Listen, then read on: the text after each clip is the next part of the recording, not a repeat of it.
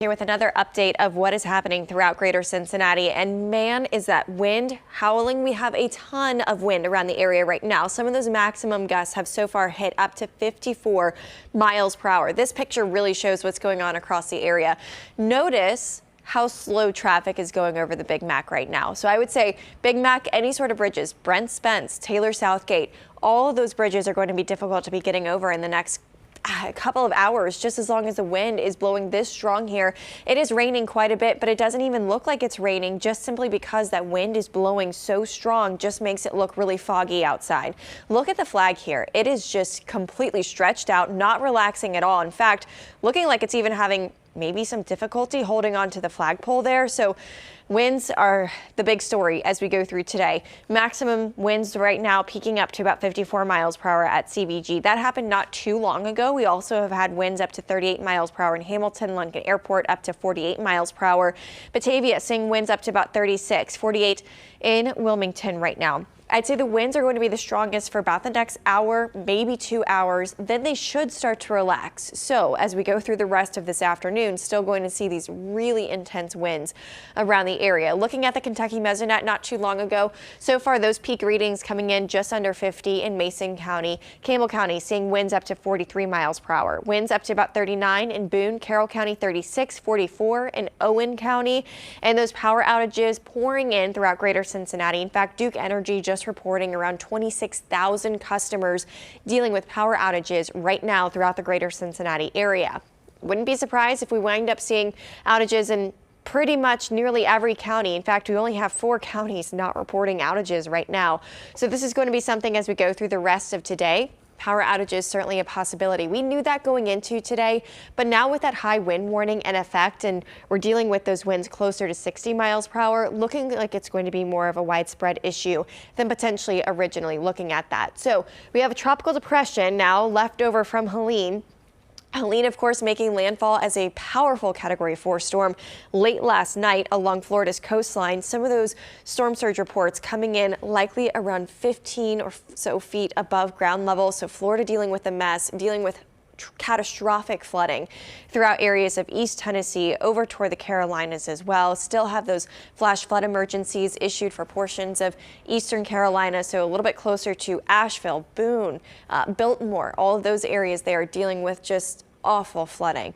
Right now throughout the greater Cincinnati area, we still have a lot of rain coming down. Our totals, though, are going to be around 1 to 2 inches. And because we've had that drought all summer long, this is still going to be beneficial rain that we have needed to see. Now some of those heavier bands have set up across southwest Ohio. So starting to see some little bit heavier rain moving through, say, the 275 loop area, especially closer to Colerain. That's going to edge its way into Butler County. We're dealing with some heavier bands throughout portions of Clinton County down to Highland County over toward Adams County as well. Kentucky still dealing with some rainfall, but it's on the lighter side for northern Kentucky. Though steady rain is still likely to be something that we're dealing with for quite some time. As far as thunder and lightning are concerned, so far we've missed out on a lot of that. It's not out of question, but for right now, it's looking like generally just these really gusty showers are going to be moving through.